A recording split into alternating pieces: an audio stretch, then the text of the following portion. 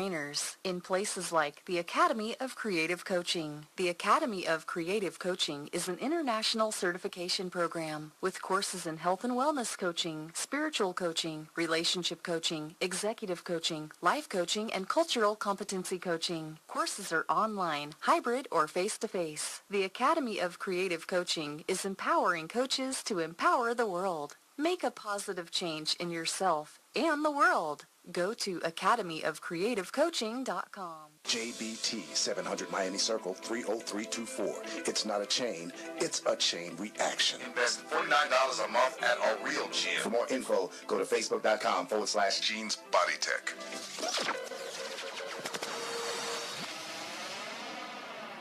Hi, I'm Harold Dennis, and I'm running for the office of DeKalb County Sheriff. I believe that there is a brighter future for DeKalb County, and as your sheriff, I will take a tough stance against those who choose to violate our laws and remain actively involved in building a rapport with our youth, which will combat the increasingly violent crimes committed by their peers. This will increase the value of our community in which I was proudly born and raised, allow me the opportunity to continue my philosophy of public service and building a sound and responsive sheriff's office. Harold Dennis. Vote for me November 8th for DeKalb County Sheriff. Then let's take DeKalb back. I'm Harold Dennis, and I approve this message. Adopt US Kids presents Multiple Choice Parenting. You accidentally cut your daughter's bangs unevenly. Do you A, line things up a centimeter from her hairline? Man, oh man, oh man, oh man, oh man. No. Sweatbands are so hot right now. Everyone's wearing them. Like that basketball player and that other basketball player. B, get spiritual. Mom, where did all the mirrors go? A reflection could never capture our true selves. Huh? Beauty is within. C, look on the bright side. Less time blow drying, more time texting. Or D, show empathy. Mom, you really don't have Ta-da! Twinsies! I kinda love it. As a parent, there are no perfect answers. But you don't have to be perfect to be a perfect parent. Thousands of teens in foster care will love you just the same. For more information on how you can adopt, visit adoptuskids.org. A public service announcement from the U.S. Department of Health and Human Services, Adopt U.S. Kids, and the Ad Council. Y'all need anything else? Sensation Station Network. All right, welcome back to the Live Exchange. I'm Dr. Pamela, and for those of you who are just joining us today, we are talking about authenticity, and we hear about that all the time, but we don't always fully understand what that entails. The title of the show specifically is Beyond a Life of Just Existing, The Secrets of Living Your Truth. And yeah, there are some secrets to that, because everybody just doesn't do it automatically. But I'd like to open with a quote from Theodore I. Rubin. He says, "I must learn to love the fool in me, the one who feels too much, takes too many chances, wins sometimes and loses often, lacks self-control, loves and hates, promises and breaks promises, laughs and cries. It alone protects me against that utterly self-controlled, masterful tyrant, whom I also harbor, and who would rob me of my human aliveness, humility, and dignity, but for my fool." So thank God for the fool in us. We are not perfect. And think about it. How does that quote make you feel? Does it make you cringe, or is it affirming? Let's consider what Rubin was saying exactly. He says, "I must learn to love the fool in me. We are imperfect with strengths and weaknesses, positives and negatives, moments of shining glory and moments of shame. What does it take to truly embrace our whole selves, and how do we walk in authenticity?" And my two guests here are going to help us unravel some of that. So I have with me life success strategist, author T. Renee Smith, and life coach and scholar, and I added before that she's also an organizational systems consultant, Dr. Charlyn Green Fareed. So welcome. Yay. Good to be here. Thank you. Thanks for coming. Well, I would love to hear from each of you a little bit about who you are and what you do. And we can start with Dr. Char. Well, I think the best way to describe what I do is, and I hate using this word empower women, but because women are already empowered as far as I'm concerned.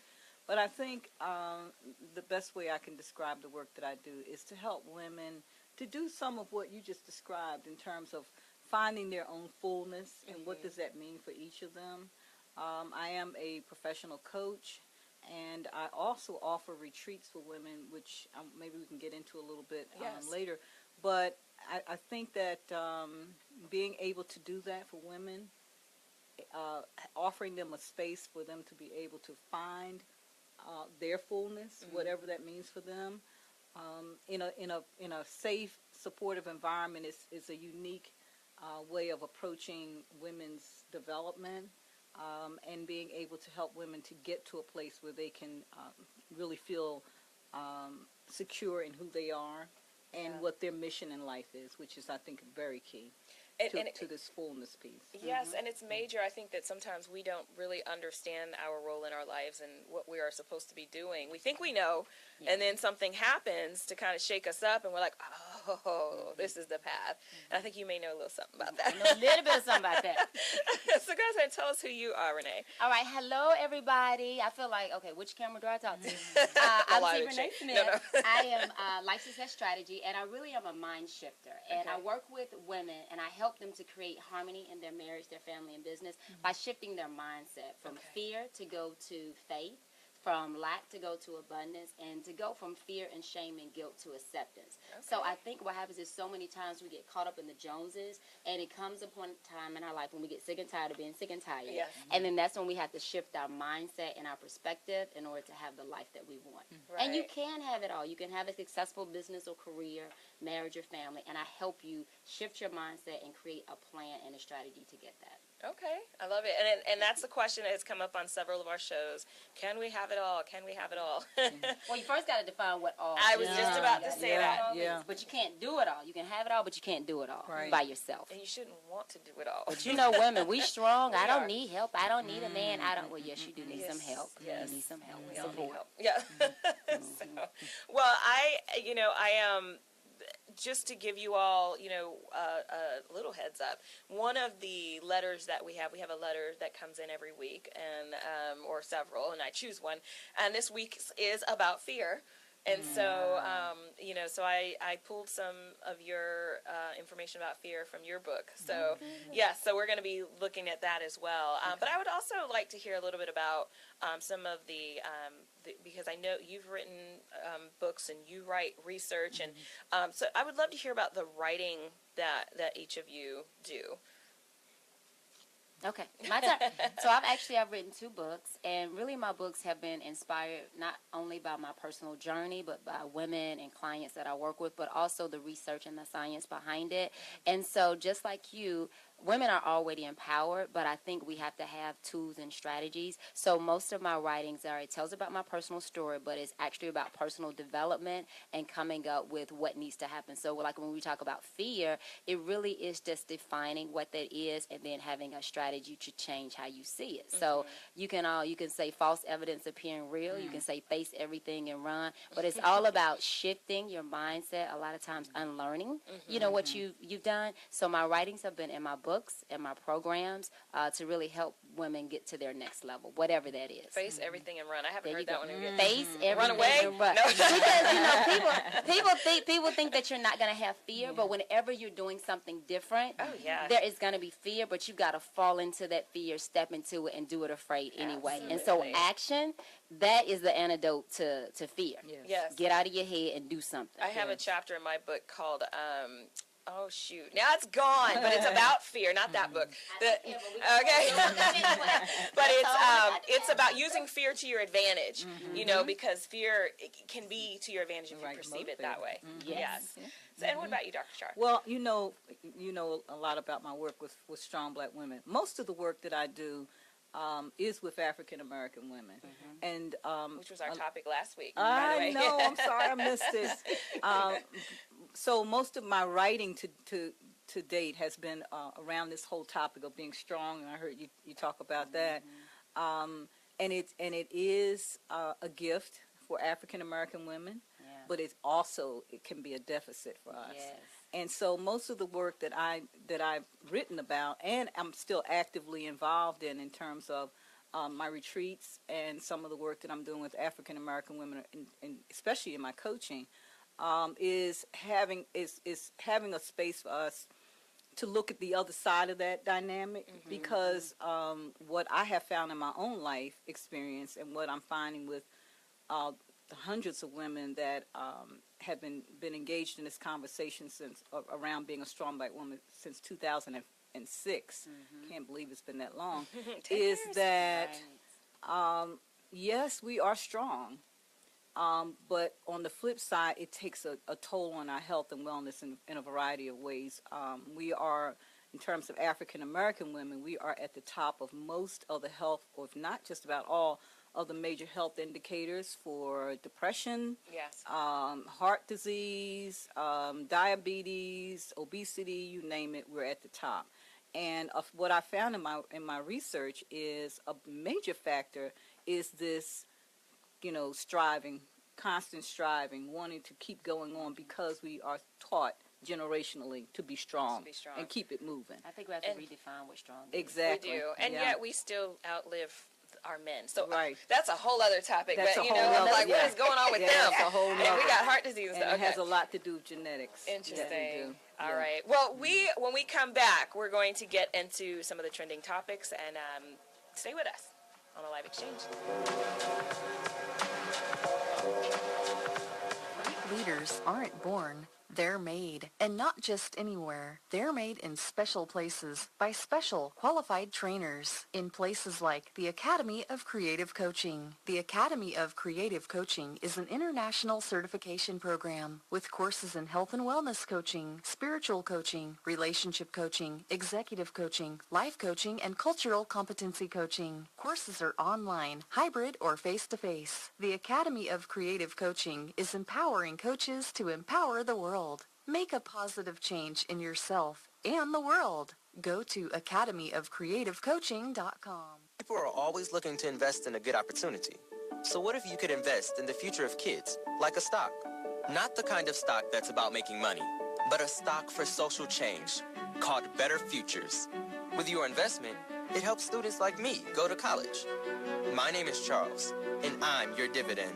Invest in better futures with UNCF. Visit uncf.org/invest. A mind is a terrible thing to waste, but a wonderful thing to invest in. Brought to you by UNCF and the Ad Council. Vince Lombardi once said that it's hard to be aggressive when you're confused. Some of us think that taking our lives to the next level, both personally and professionally, is a confusing and complicated process. Guess what? It's not, and I can prove it. My book, Truisms, will show you how living your life by rules that are so self-evident and obvious, you'll say, I knew that. This powerful yet short, detailed bestseller is on sale right now, under $10. Go to michaelmcfadden.com. That's michaelmcfadden.com, and let Truisms help you to the next level. I hate religion. Pretty shocking to hear coming from a pastor, huh? I'm Jasper. This is my wife, Alicia Williams. We would absolutely love to have you come and take a visit. At the church, we're strictly about relationships. It's about deepening your walk with God. 4845 South Old Peachtree Road, Norcross, Georgia. Or you can hit us online at www.thechurchinfo.org. Remember, at the church, it's about relationship, not religion. Primary election. Lack of diversity. Gas prices. Michael Jackson. Trending topics. All right,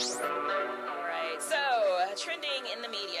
The clowns are still trending, believe it or not. The clowns are still trending. There are, and I say it lightheartedly, but apparently, I got a text from my son this morning. He's in Santa Barbara, and he said, Mom, I'm not even kidding. I don't think he realizes I've been following this too.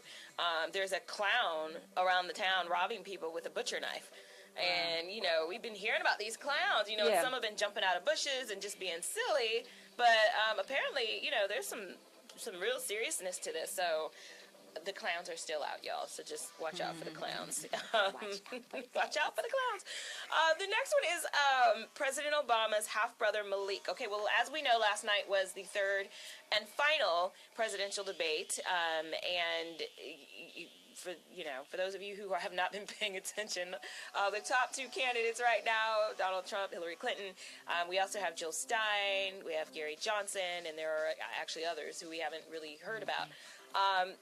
But it was interesting. Again, I'm not even going to go too deep into it, but I do want to highlight the story about Barack Obama's half-brother Malik, who was in attendance at the debate last night in support of Donald Trump. And it just sounds like some of your classic family drama. I mean, I think that for every one of us who have had some success stories and we've overcome something, we've got those family members that are sitting back like, well, you ain't all that. You ain't, you know. and while we don't necessarily know the intricate details of what's happened between Barack Obama and his brother, there was a time when they were very close. He was very supportive. But, you know, they have kind of wedged a gap. And I wonder if even Malia was named somewhat after him. That's just me completely speculating because the spellings are so similar. But the Malik quote, I quote, he says, "My brother didn't help me at all." And so there's this whole idea of when you make it, everybody's looking to you and expecting you to, you know, help. And what does help mean? Well, you know, I need, you know, a couple million. I need take care of. I need you to take care of me. And so the reason why I thought it was good to bring this up is because, like I said, I know that we've all experienced this where, you know, when we've arrived, well, none of us have ever really arrived, but when we've made it and we're doing well, and then we've got those family members who just hating on what it is that we're doing. And, you know, here we are trying to, you know, out of the goodness of our hearts, serve and do the right thing, as I believe President Obama is doing. And that is not good enough because you're not helping me. And I am willing to bet you that he has been helped in some way, shape, or form. So, I don't know, have either of you experienced that with the whole family thing? And you don't have to put your family on blast.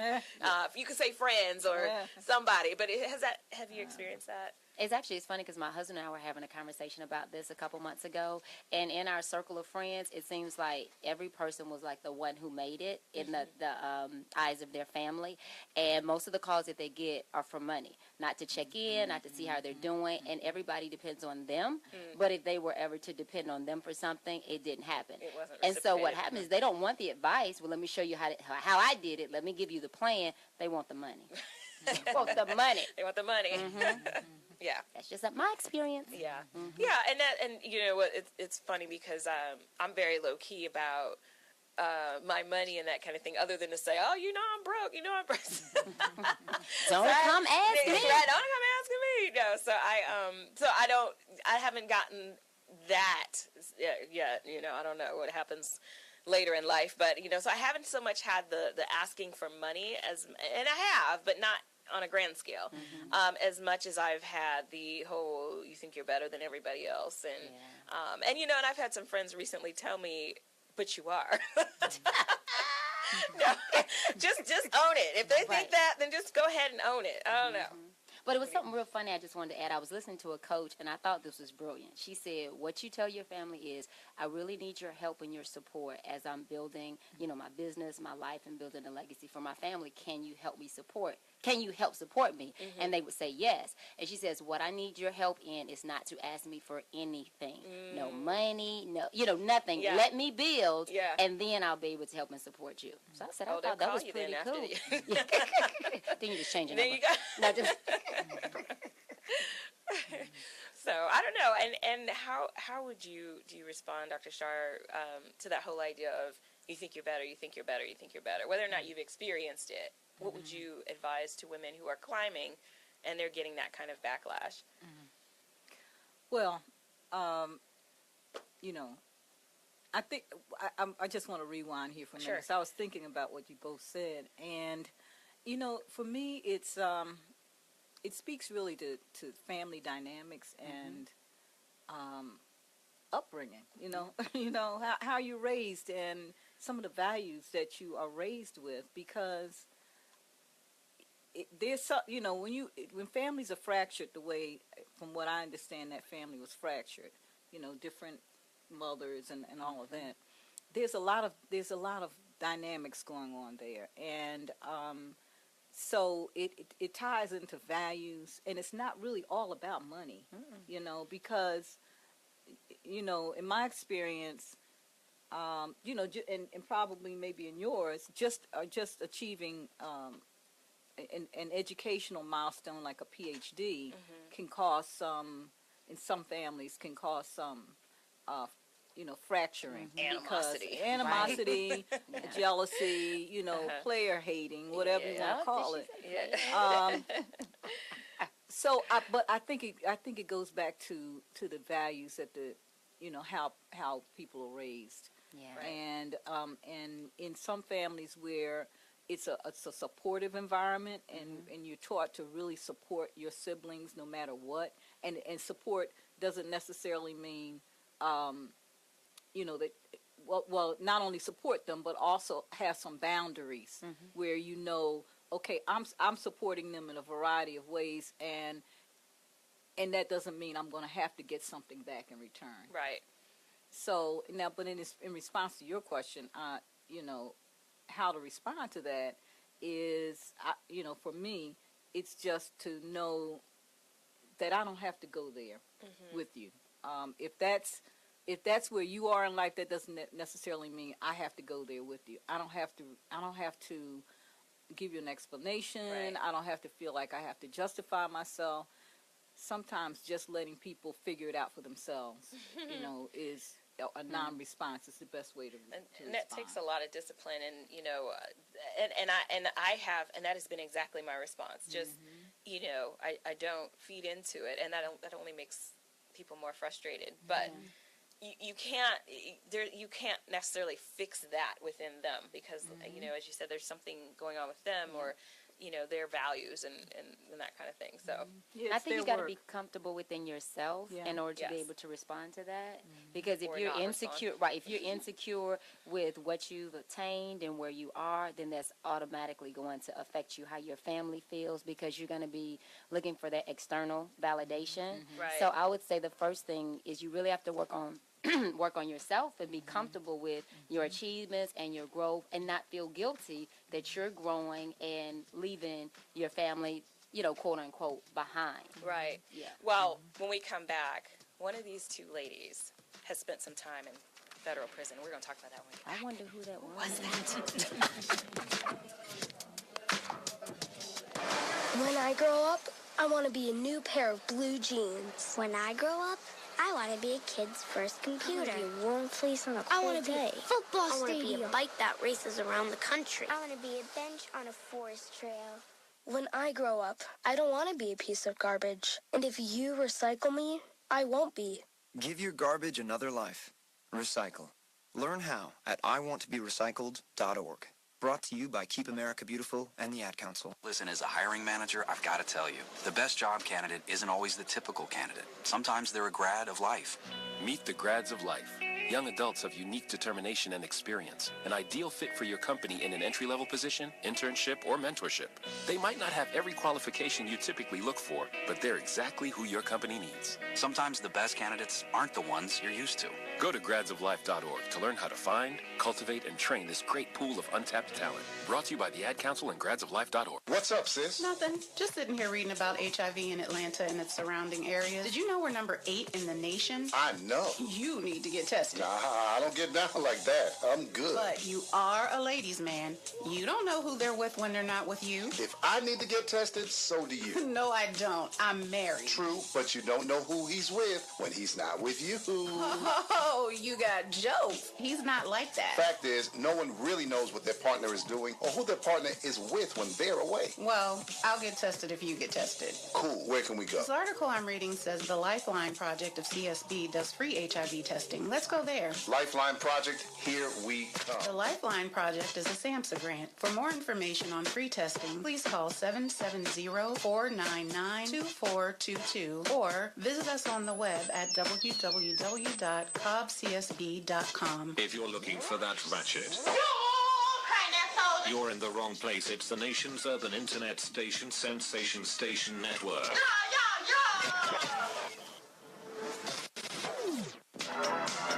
In the interest of science.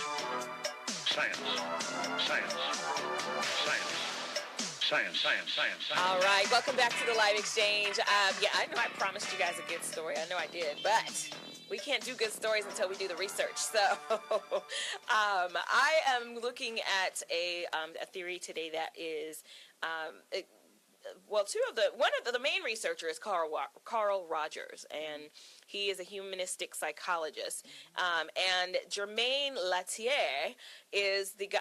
I don't know if I pronounced it right, but it sounded good. He piggybacks on Carl Rogers' research. Now, this particular article that I pulled is authenticity, congruence, and transparency, and really understanding the difference, because there were times where I've been asked the question,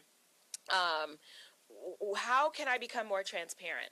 Or how can I become more authentic? And a lot of times people didn't really understand the difference between the two, and we often use these words interchangeably. So just to give you a little bit of Carl Rogers, he's a humanistic psychologist who agreed with the main assumptions of Abraham Maslow. So Maslow's theory of hierarchical needs, which we talked about last week, Carl Rogers was really inspired by that work about our basic needs. But he added to Maslow's theory that for a person to grow, they need an environment that provides them with genuineness. In his definition, that's openness and self-disclosure. And an environment that provides acceptance, which means being seen with unconditional positive regard, and empathy, meaning being listened to and understood. And to me, that sounds like a great recipe for a relationship, a positive relationship. Now, Carl Rogers believed that humans have one basic motive, and that's the tendency to self-actualize. So what does it mean to self-actualize? That means to fulfill one's potential and to achieve the highest level of human beingness we can. So basically, we're living our purpose. Yes. So it is a human need for us to live out our purpose. And this is why even when people are living out purposes that seem evil, they go all in because they are fulfilling a need. They may have had the wrong purpose in mind, when we think about things like 9/11 and that kind of thing. And yes, I'm being judgmental. That was the wrong purpose. But when but they go in it all wholeheartedly because they are fulfilling, believe it or not, a basic psychological need. The key, though, is finding that right purpose.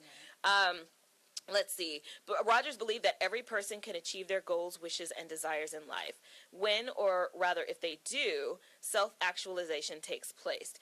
And so this particular theory, and this is where we enter Germain Latier, and he is taking this from a therapist standpoint, and he's saying that authenticity has two sides to it, and as it pertains to how therapists relate to their clients. This can apply in any context.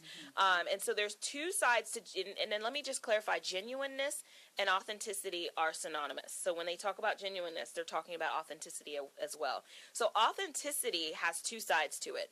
The inner side, so being authentic with yourself, which he calls congruence, and the outer side, which is transparency, which is how you interact with other people. So the inner side, how you act or relate to yourself, is being conscious to and receptive to who you are fully within. The outer side, again, transparency, is how you interact or relate to people. So are you doing that with authenticity? Are you doing that, I should say with transparency? Are you being truthful and honest about how you are and who you are with other people? So it's that two-sided thing. Authenticity is the inner side and the outer side. So I'm going to stop talking, and I would just love to hear if either of you have any thoughts or feedback or responses to that. Okay. I'm thinking. Okay. I know. I just kind of sprung it. Well, it was a lot there, but what captured my attention was that whole piece on authenticity, which, because I think that especially for women, it's often a hindrance, to be authentic, because there are so many expectations upon us to in various aspects of our lives, and especially in the workplace, especially in corporate America specifically. And so there are a lot of places that does not lend itself to us being able to be fully authentic. And I would have to say, and I'm thinking about our First Lady, there's a risk to being authentic, There is. And when I think about the many years that she has remained steadfastly authentic, but at a great risk in terms of some of the very, very vitriolic language and images and stereotypes and things that have been hurled at her.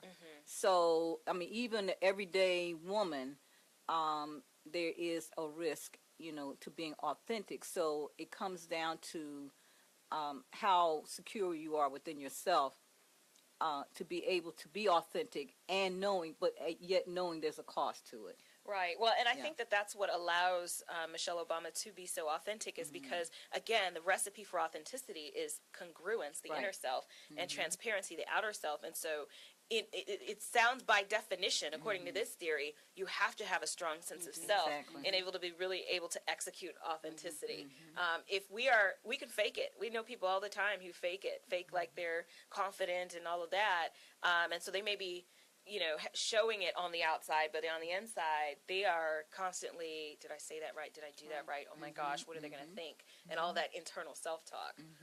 So I believe that a lot of the depression that we have, I believe that a lot of the low self-esteem that we have, a lot of the issues that we have are because we're not being authentic. So you can only fake it for so long. And so I think with you being authentic, it's a journey. And I was watching the interview that Michelle Obama did with Oprah, and she was saying the reason why I have been able to be so successful is because I knew who I was walking into this position, and so I was able to make it my own. So I think for women, I know men are listening too, but I'm just talking to the women right now. I think we have all these expectations put on us from childhood. This is the kind of woman you're supposed to be. This is the kind of wife you're supposed to be. This is the kind of mother you're supposed to be. This kind of employee. This kind of business owner. So we have everything told to us. And guys get that too. Right. You need to be macho. You need to be sleep with all these women. You need to be this. You need to be that. Yeah. So since I'm not a man, I can't speak to that. But from a woman. So what happens is we get all these expectations put on us, and so we're kind of fighting inside to figure out who I am, to have my voice heard. And so being authentic, I think that it's a difference between being authentic and then kind of the keeping it real, kind of thing. So it is that balance. But I think you have to be authentic, figure out who you are, and then how you're going to be able to navigate in that situation with whatever boundaries you have. But you got to define your role as this is the kind of mother I want to be, not what my mother told me. This is the kind of wife I want to be, not what my husband told me. But you got to do it yourself.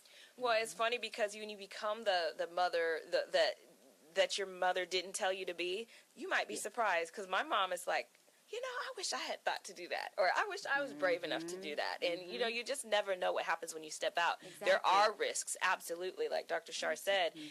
And so how do you sometimes the risks you can calculate, and others you're totally caught off guard. Exactly. And that's where that congruence comes in, making sure that you're secure enough in yourself to be able to handle those risks.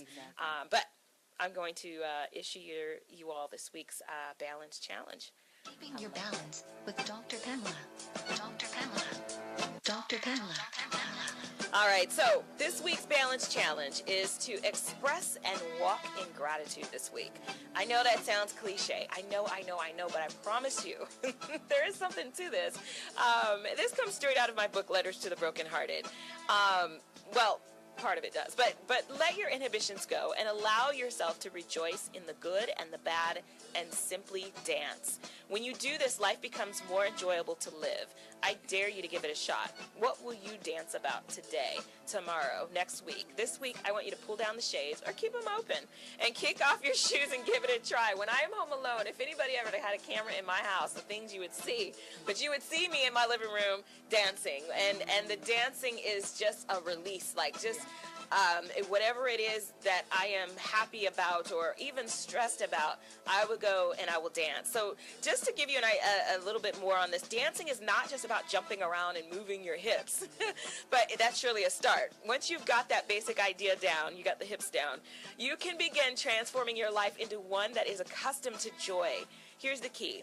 Get your life to the point where being happy, joyful, and fulfilled is your new normal. Get to the point where you are used to smiling and laughing till your belly hurts, and to where you are thoroughly at peace at wherever you are at this stage in your life. Experience true peace. This is crucial because once you get there, anyone who steps into your life for a business deal, for a relationship, whatever, and disrupts that peace will immediately rub you the wrong way. You'll notice it, and they won't be welcome to stay. It's much easier to recognize a buzzkill when you're in a good place in your life than when you're already at a low point. So if you meet somebody at a low point and you're at a low point, you guys are going to think life is just wonderful. But so get in a happy place, and that's your challenge this week, is to dance and show gratitude. We'll be right back. Well, you'll see what happens. Sensation Station Network. Great leaders aren't born, they're made. And not just anywhere. They're made in special places by special qualified trainers in places like the Academy of Creative Coaching. The Academy of Creative Coaching is an international certification program with courses in health and wellness coaching, spiritual coaching, relationship coaching, executive coaching, life coaching, and cultural competency coaching. Courses are online, hybrid, or face-to-face. The Academy of Creative Coaching is empowering coaches to empower the world. Make a positive change in yourself and the world. Go to academyofcreativecoaching.com. JBT 700 Miami Circle 30324. It's not a chain, it's a chain reaction. Invest $49 a month at a real gym. For more info, go to facebook.com/Jeans Body Tech.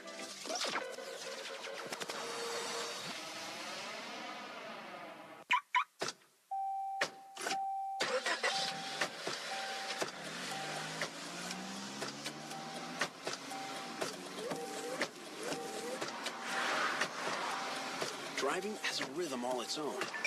Don't wreck it with a text. Before you get behind the wheel, silence your phone. Or better yet, designate a texter.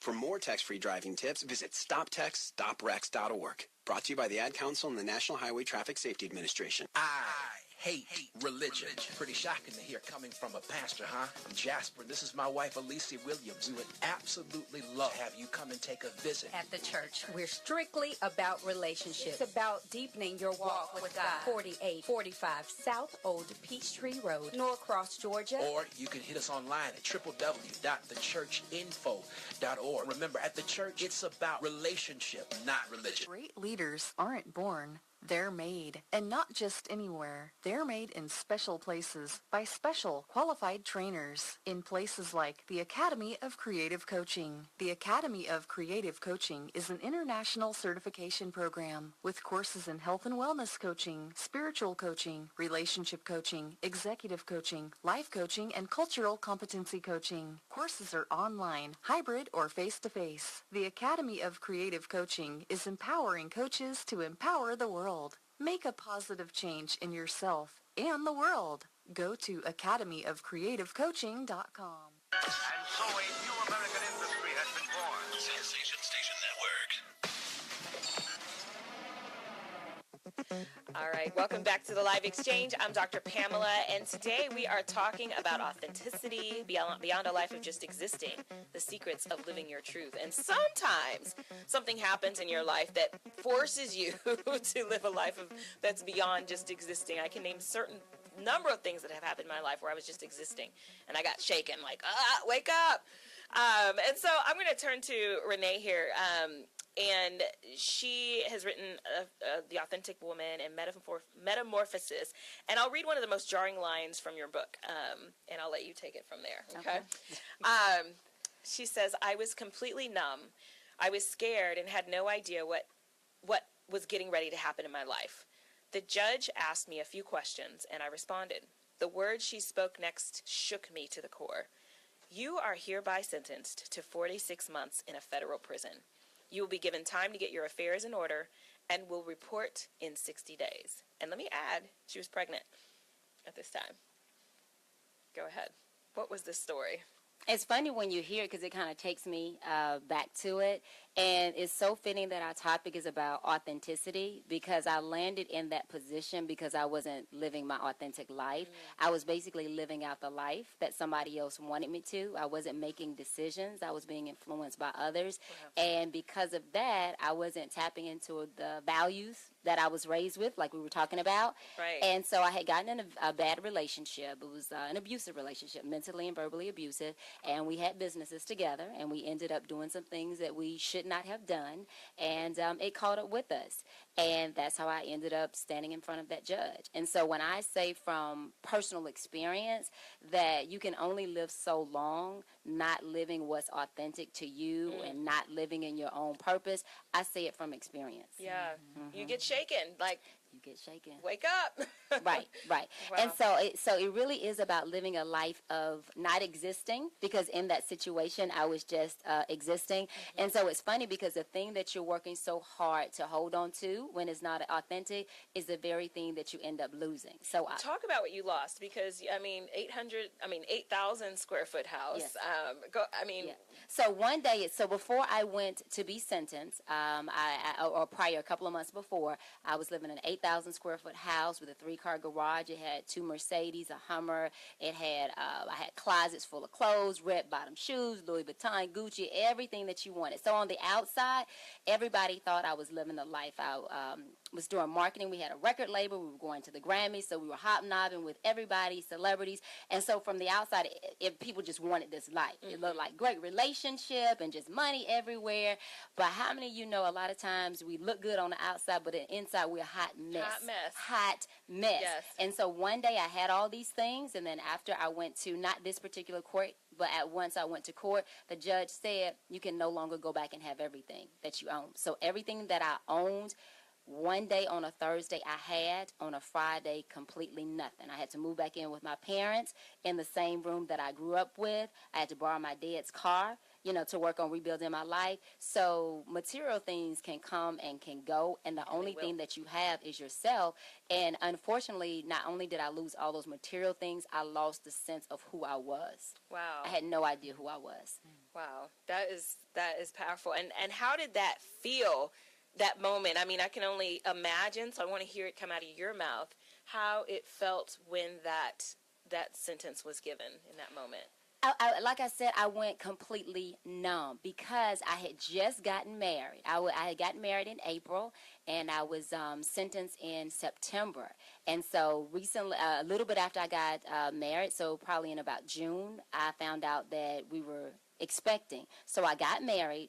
Then I got pregnant. My husband and I had dated less than a year, and now I'm having to look at this man and say, this really is not what you signed up for, so I know if you want to leave, then you can leave. And what he told me, it just should have let me know the kind of man I had. He said, why would you make a permanent decision based on a temporary situation?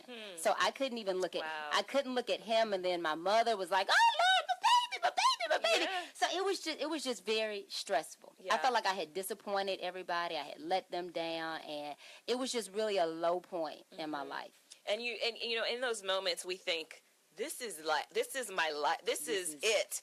I can't see past this a lot of times. It takes a very conscious person to be able to see 2-3 years down the line, you living in a whole different situation. And so in that moment, I can only imagine the extremity of it all. I mean, I can't even think of the right word now, but of feeling like, what now? How am I going to do this? And I don't even think I was able to process it, at that moment. I was just like, is this a reality show? This is not my life. Let me wake up from it. Right. Yeah. Right. Well, and it's interesting. As soon as you said, the whole numbness thing and the whole, it reminded me of another part of my book, and I am going to do another shameless plug, but I talked about that whole idea of being the crackhead. And for those of you who have attended some of my events, you've heard me talk about it before. But I was at a point in my life where it was in no way compares to the story that you just told, but I certainly was living in a shell of myself. And I wasn't, and my mentor noticed it, and he said, you lost your spark. And I didn't know he could tell, but apparently everybody could tell. And so we're the last ones to know. We're the last ones to know. We're the last ones to know that everybody knows. So as far as I was concerned, I didn't know what he was talking about. I mean, I don't know how he saw it. I was a newly minted PhD. I was presenting my research across the country. I was dabbling and teaching at the graduate level, and I had accomplished more than most people I knew at the time. How could anyone reveal or see that there was a problem? Well, somehow they did. I had become the crackhead, the one who thought if she dressed herself up, slapped on some sticky red lipstick, a wig, and a smile, no one would notice that there was a problem. But don't we always know a hardcore crackhead when we see one? I was that hardcore crackhead. I not ill from crack, but ill from my relationship. Ill because I wasn't dealing with it. Ill because I figured everything would resolve itself over time. And so how many of us have just felt like, it's going to resolve itself, it's going to be fine, I'm just going to keep pushing and it'll be okay. And we do that. And when we do that, we become our own versions of crackheads, because we are not addressing what the problem is. We're just masking it. And we're taking whatever the drug is to keep us going. And we think we're pushing forward, but we're not. So thank you so much for sharing your story. And it's a Genesis story. And I just want to add, too, it's funny because when I was in the situation, I was praying that God would give me peace, and but I was praying a totally different way. So me going to prison was how he worked it out for me. We're going to have to talk about that. Those our prayers. We'll be right back. Great leaders aren't born. They're made, and not just anywhere. They're made in special places by special qualified trainers in places like the Academy of Creative Coaching. The Academy of Creative Coaching is an international certification program with courses in health and wellness coaching, spiritual coaching, relationship coaching, executive coaching, life coaching, and cultural competency coaching. Courses are online, hybrid, or face-to-face. The Academy of Creative Coaching is empowering coaches to empower the world. Make a positive change in yourself and the world. Go to academyofcreativecoaching.com. JBT 700 Miami Circle 30324. It's not a chain, it's a chain reaction. Invest $49 a month at a real gym. For more info, go to facebook.com/Jeans Body Tech.